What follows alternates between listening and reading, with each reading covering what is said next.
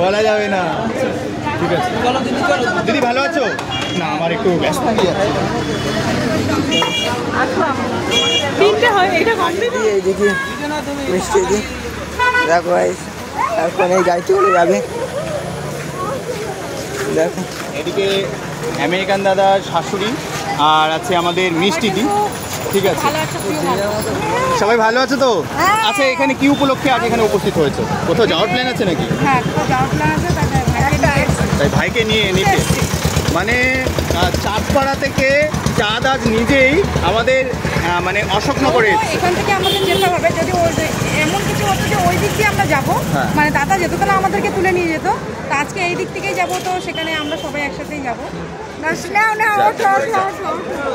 তো দাদা দেখো খুব ব্যস্ততার মাঝে বৃষ্টি হচ্ছে, বেশি না গাড়িতে যাই। ঠিক আছে, একটু দোকানে যেতে হবে। যাচ্ছে দোকানে।